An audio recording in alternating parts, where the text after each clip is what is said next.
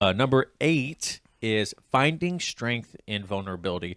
This could honestly be a bumper sticker. Like when we we're going over this, I was like, man, finding strength in vulnerability. That is such a good thing, man.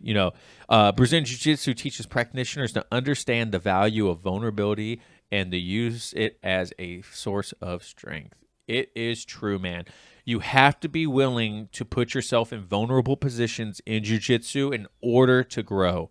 If you are constantly only putting yourself in dominant or advantageous positions for yourself, you are missing out on so much opportunity, man. It is incredible what putting yourself in bad positions, starting off in someone's guard, starting off in bottom side control, starting off with someone locking in a submission and you trying to work it to get out of there. There is so much value that you grow and gain from that. You have to do it. There's no ifs, ands, or buts about it. Like, this is by far my favorite one so far. Yeah, and we kind of hit on it in the previous episode when we talked about loss. Yeah. Yeah, I mean, if you're not putting yourself out there in class, you're doing yourself a disservice. You're not going to know if you could hit that submission if you don't go for it. Right. If you're constantly on your back playing defense, which I was so guilty of for quite a while, you're doing yourself a disservice. And like, you can take it outside of jiu-jitsu, right? If you find yourself at work and there's an opportunity that comes across your desk, maybe you could take a new job or you could take on an alternate duty, but you're passing on it because you're afraid of taking that on and then failing. You're probably stunting your growth there as well. Yeah, and this also goes into asking questions. You have to be vulnerable to accept that you don't know something. And trust me, I ask a lot. So. Yeah, and there's nothing wrong with it. You don't want to be that person. Like, people always tell us, they don't want to be that person asking questions in class. My son, he's going through it right now in school.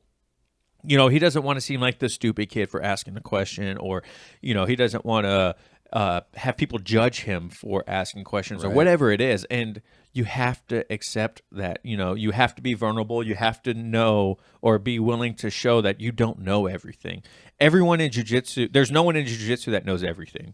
And that's okay.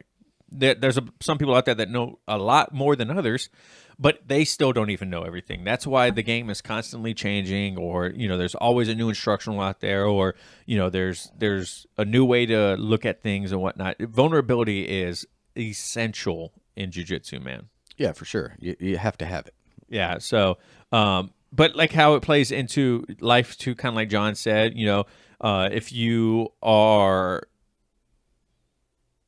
closed off, like in your relationship, like you don't show emotion, you're not vulnerable, you're not willing to speak out, especially like when it comes to like mental health things, that could be very bad.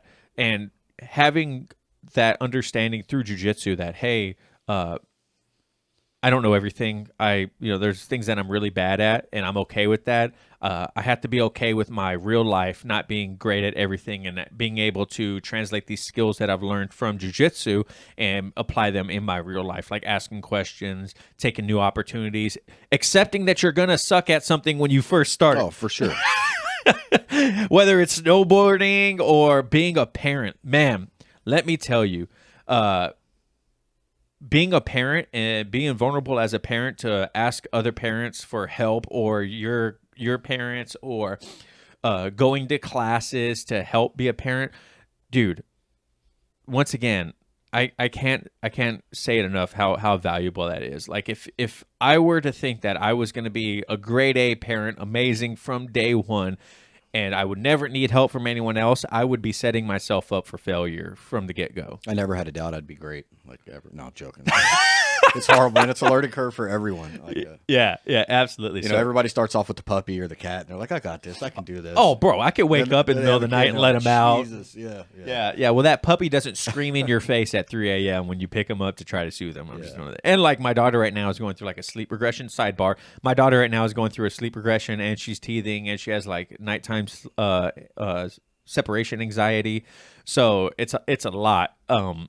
So yeah, definitely I'm about to start researching how can I get over all of this. And if you guys have any suggestions at home, I'm being vulnerable with you. I need help.